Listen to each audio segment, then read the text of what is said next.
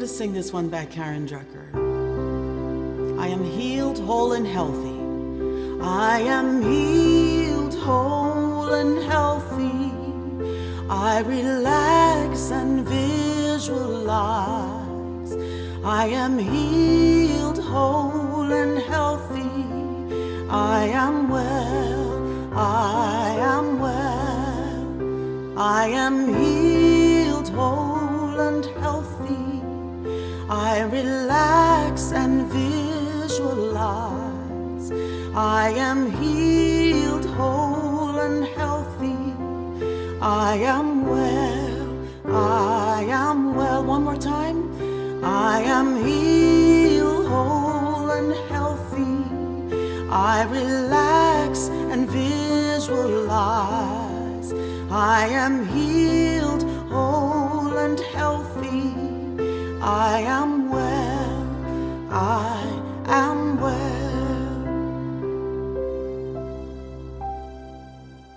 So I invite you, friends, to relax. Become aware of your breath. Maybe close your eyes if it's comfortable.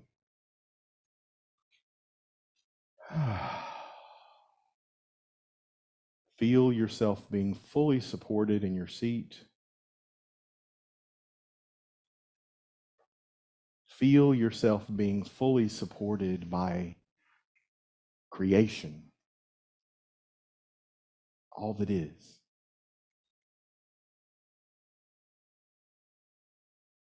Just relax into this moment where we can shift our awareness away from this external world and bring our full intention and attention to that place in consciousness where we know I am whole, I am well, I am whole, I am well.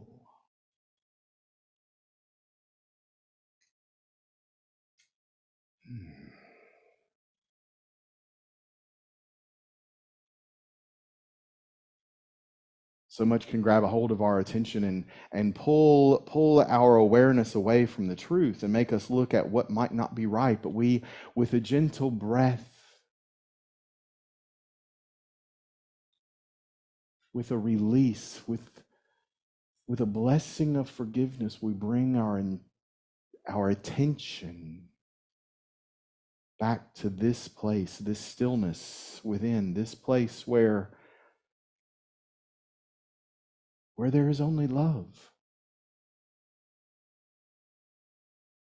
And where there is only love, we know that we are whole, that we are well, that we are life itself.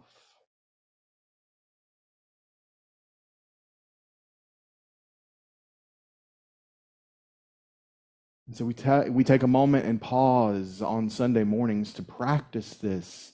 We practice in the stillness and the silence in community so that when we are out there in this busy, busy world, that we know what to do when we're pulled away, when we're distracted by untruths, by error thoughts, by thoughts of anything other than love.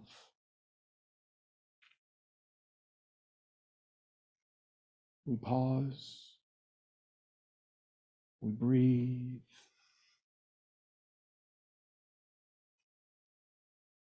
love.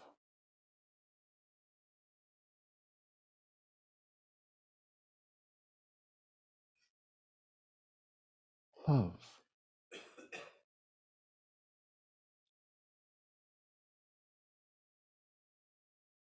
We claim I am healed.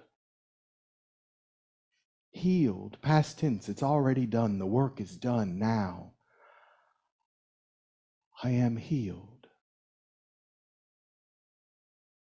I am whole. I am well.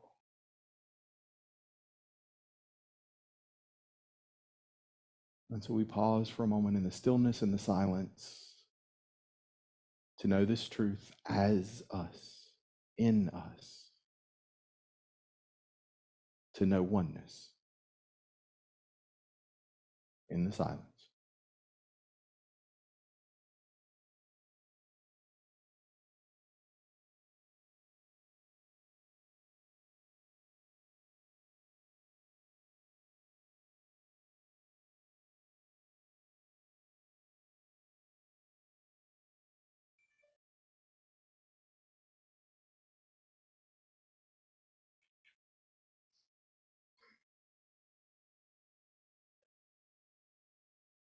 I am healed. I am whole. I am love. I am love. I am love. I am love. Say that with me. I am love. And with a gentle breath, bring your awareness back to this physical place, this moment in manifest time where we are together in spirit. Bring your awareness back now, knowing I am love. I am healed, whole, and healthy. I am well. And so it is.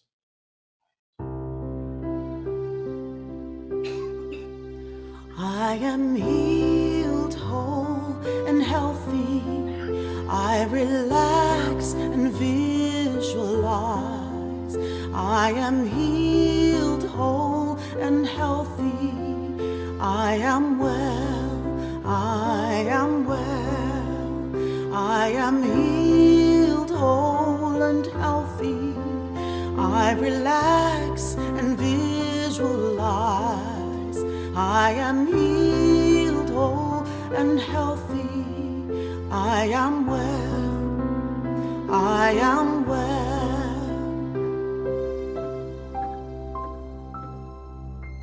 And as we prepare for Todd's message, let us sing this one by Karen Drucker as well. If love is why I'm here, let me be an open channel.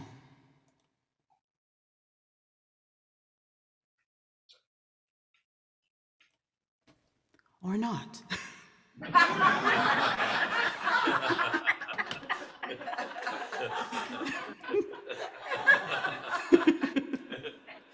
We shall try again. Okay. Let's try this one. All right.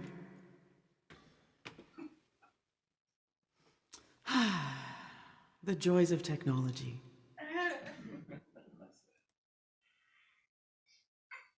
Rev Todd, it is now your chance to come up, and while I work this out, you can do your talk. Oh, this is perfect. Aren't you excited? I am.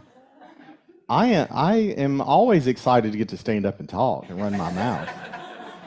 Before I get started, I have to say that I noticed in the chat that the people online didn't hear the punchline, Joe. So I need to let everybody online know that the punchline of what Joe said is he ran into me at the gym, and the muscle group that I was working out was my jaw, because all I was doing was talking. Betsy's the one that wanted to know, because Betsy runs Laughter Club. She laughs. She wanted to know that. But I want everyone to know that I was exercising my jaw because we were having the potluck today, and somehow I knew we were going to have 2,000 desserts, and I was going to have to eat them all. I did it for y'all. Today's message title is called Living and Loving. Living and Loving. Starting a book study tonight. If you want to join us, it'll be online. You'll be like, Todd, I haven't read it. I don't have the book. Who cares? Come and talk. We're going to talk about love. Love is one of our 12 powers, our 12 faculties. Yes. Love. Do you know what the color for love is? Love. A lot of people think it's red, right? Because, we think of red for Valentine's Day. But see, red is really the color of life, of living, the color of our blood, right? Life. The color of love is pink. Pink. Pink. See now? Everything has meaning when you look for it. Pink. You get pink when you mix red with white, and white is the color of the Christ.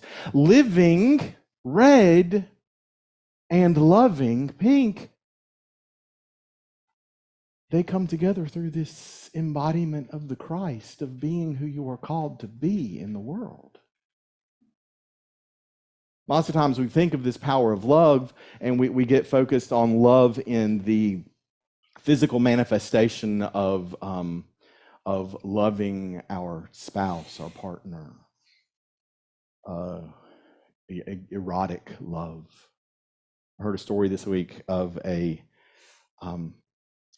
married couple, a soldier, a military. We've got lots of veterans in our community, and this young man was being sent away for 3 years. Can you imagine your beloved being sent away for 3 years? He got sent away for 3 years to some exotic place, and he wrote to his wife and he said, I really need some support because I really love you, and I want to remember how much I love you, and I don't want to be distracted. And it's easy to get distracted because there are a lot of beautiful people around here, and so I need to not be distracted. So send me something. Send me a harmonica so I can learn to play the harmonica, and that will keep me distracted. So she sent him a harmonica, and she sent him instructions and all these lessons on playing the harmonica and learn to play the harmonica. And he comes home finally after 3 years, and he was like, hello, honey. And he was, because he had been missing his wife for 3 years, and she had been missing him too. And he gets a little lovey-dovey, and she's like, oh, I'm so glad you're home. But just a moment. He's like, yes, what? How about you play me something on that harmonica?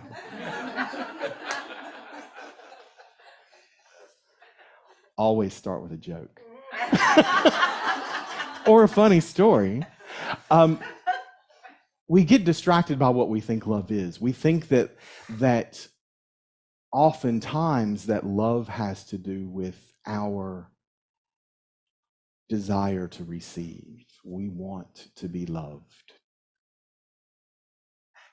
Everybody here likes to feel loved, don't we? Anybody not like to feel loved? Not everybody likes to get hugged. I got reminded of that this morning. But we all like to feel loved and appreciated.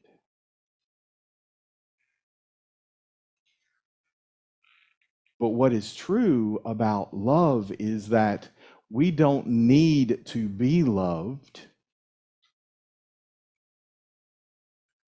We need to love. Because, see, you were made in the image and likeness of the Creator who loves you unconditionally. You are loved beyond measure, and there is nothing you have to do to earn that love, and there is absolutely nothing that you can do that will keep you from having that love in the mind of God. Now, in your individualized consciousness, you might decide, I'm not worthy. Anybody ever done that? Occasionally. 3 times this morning on the way to church. But in truth, there is nothing you can do that can separate you from love. And so our calling, our faculty of love, as we are learning how to use these faculties. See, Charles Fillmore says there are 12 faculties in consciousness. And as you learn to use these faculties, as you learn to, what's the word? It was in our daily word today. Quicken them. As you learn to quicken these faculties in your consciousness, you begin to live from the Christ essence of who you are. And so our faculty of love is not about being able to receive love. It's about being willing to love. To love.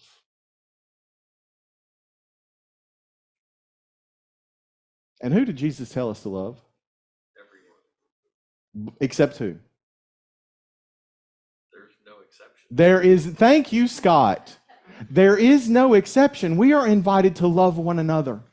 No exceptions. Now, he gets a gold star. He's a ringer. There are no exceptions. Love one another. And that's true at the level of spirit, that expanded place in consciousness, that place where we pause and we breathe and we go, I am love. And when we know that we are love, when we know I am love, say that again, I am love. When we know that's who we are, it's easy to give that away and to show up and be that conduit of this cosmic energy and just be loving to one another. Do we always stay in that big expanded place in consciousness? No, we don't. And when that slips in and shows up, that's where we get to take that breath and remind ourselves. See, to be the presence of love requires certain things of us. It does require that we be compassionate with one another. Understanding, yes, Terry, that we be understanding. But most of all, what love requires of us is that we acceptance.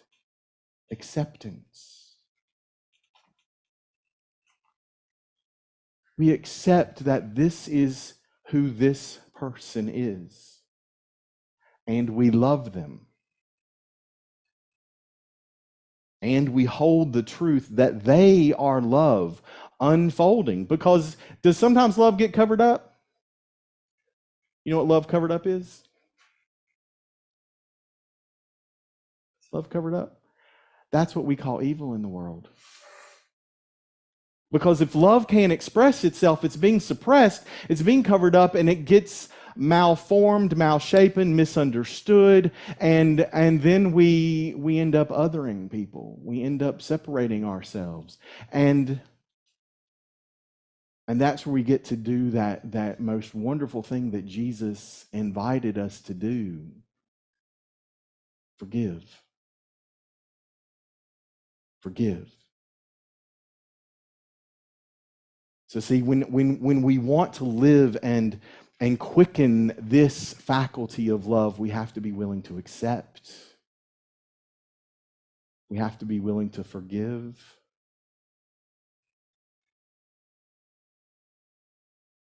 Is it easy to forgive?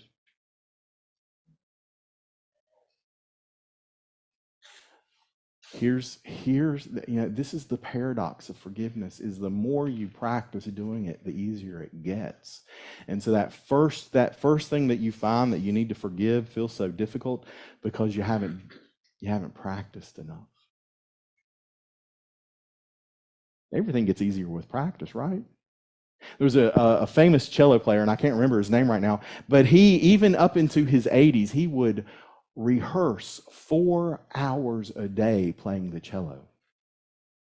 And this young student sees him practicing the cello, and the young student is like, Maestro, why do you spend 4 hours a day doing this? You are already the greatest cellist in the world. I don't understand. Why do you keep rehearsing? And he said, because I think I might finally be starting to get good.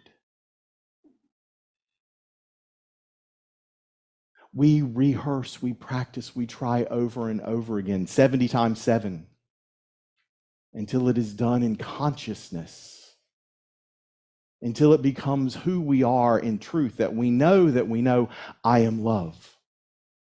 and that there's nothing getting in the way. There's none of these judgments, because sometimes we have judgments, yes, and we get to forgive those. We get to forgive those. And you're really on the right path when you have forgiven and you have forgiven and you go, I have arrived. And then you walk out the door and suddenly there is that issue in your face again. And you realize, ooh, I'm judging. And I get to do it again. Because we are living, we have this faculty of life. And in this faculty of life, everything changes in this manifest realm.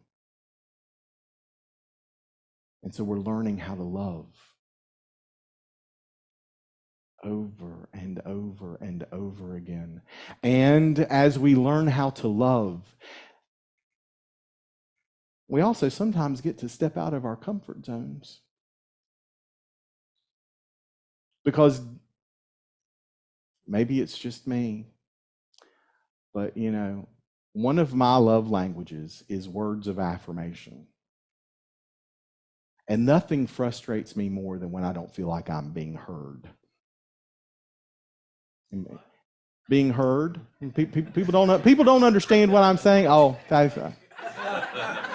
y'all are cute today. I love it when you talk back. I like to feel heard. And I have other people in my life who have a different love language. You know the 5 love languages? Yeah, so if maybe we'll read that someday. The 5 love languages. And so there are other love languages. And so some people's, I have relatives whose love language is gift giving. It is not my love language, and I do not like to receive gifts.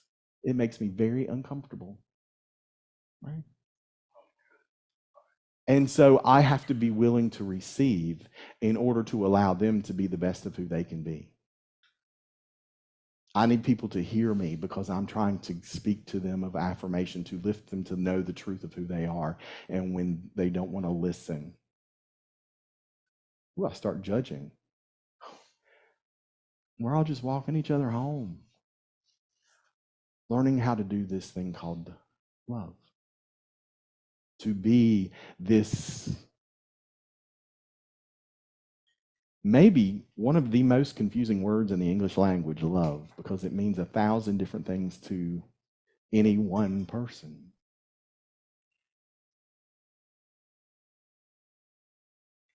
But the truth is, love is who you are. Love is who you are. It's where you came from and where you will one day return to. And in the meantime, you're just swimming around in nothing but love. If you see it that way. If you see it that way. See, this is from The Prosperity Secrets of the Ages by Catherine Ponder. Whatever of evil you see in others will happen to you in some negative form. When you run down someone else with your criticism and condemnation, you are opening the way for some phase of your mind, body, and its affairs to become run down in the form of the ill health, the unhappiness, the confusion, the lack. If you don't see the love in everything in the world, then you are going to invite what doesn't appear as love to show up in your life. Now, that does not mean that bad things don't happen, right? There are some things that happen in this world that feel pretty terrible at times, don't they? We had that a lot. And we can focus on that, or we can focus on the fact that there is a beautiful sunshine outside right now where we are. And that we are in a community of people that believe and love and support one another. And that we have 15 pies in the refrigerator.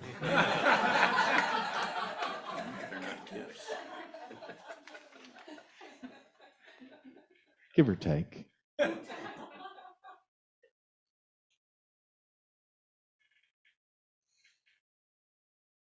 Attune your eyes to look for the love. Attune your eyes and your heart for ways that you can show up and be the love. Attune your heart that you might be willing to receive the love that is coming to you.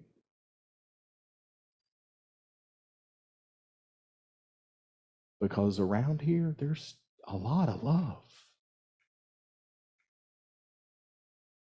And here is this physical manifest world, no matter where you happen to be. And we have 14 people that have logged in on Zoom. We've probably got a bunch on, we've got 3 more that are watching us on Facebook. We are a community of believers. And what I know, because my friend Ann told me, is that the love here is palpable. You can actually feel the love. So keep up that good work, my friends. Be the love. Because I am love. Say that again. I am love. I am love. I am love. That's the truth.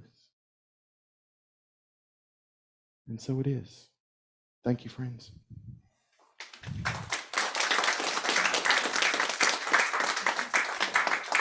Thank you for your magic, Rev Todd. Thank you so much. And you know what? You are right. We are swimming in a sea of love. I mean, we are a community right on the water, right on the water. If there isn't a more abundant array, explanation of that love and that beautiful ocean that's all around us, around you, around us. And I have certainly felt it. I still feel it, and I'm grateful for it.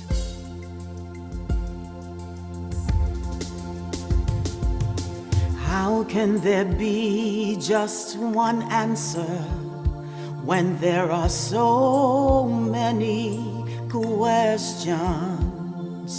How can it be so very simple when I'm surrounded by complications? Searching is beyond the past. Time is fleeting and nothing lasts. But drifting is where I belong, in my heart's eternal song. In this free, ever-flowing love, free, ever-flowing love, free, ever-flowing love, drifting in the sea of love.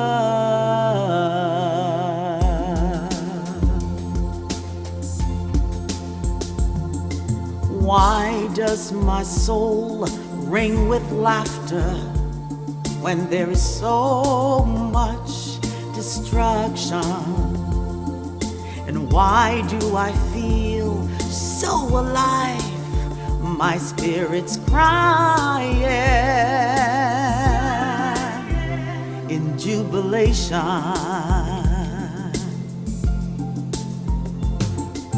Joyfully I'm spinning fast in the sea. My net is cast. Swimming is where I belong, in my heart's eternal song. Free, ever-flowing love, free, ever-flowing love, free, ever-flowing love, drifting in the sea, drifting in the sea. Free, ever-flowing love, free, ever-flowing love, free, ever-flowing love. Drifting in the sea of ever-flowing love, of ever-flowing love, ever-flowing love.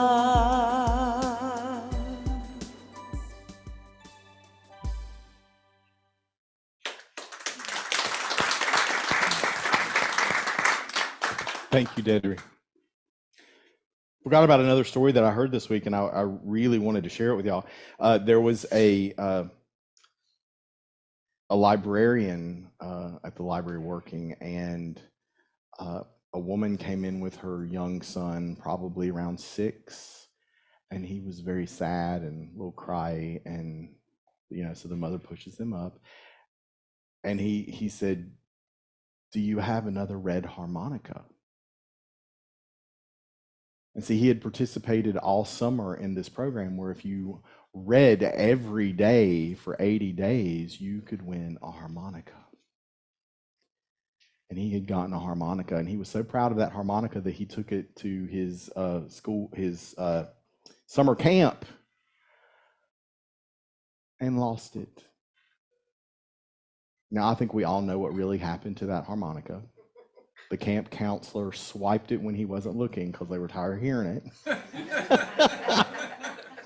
But he wanted another harmonica, and the mother, I guess, hadn't heard enough of it, so she brought him to get another one. And the one of the librarians was like, "Oh, I'm so sorry, we can't." And he started to well up and cry, and he just had to have that harmonica. And the other librarian was like, let me go check, and went to the back and found another harmonica and was able to give this young man a harmonica. And he's like, "Okay, now you have to play it for us. Like, you have to stand up and talk in front of the church sometime." And he was, "No way, no." And they're like, "No, you have to play it for us. And so finally he ducked down under the table and started playing the harmonica. Everything is an act of love when we look for it to be an act of love. Everything is an act of love. And as an act of love for y'all today, I am not going to try and play this.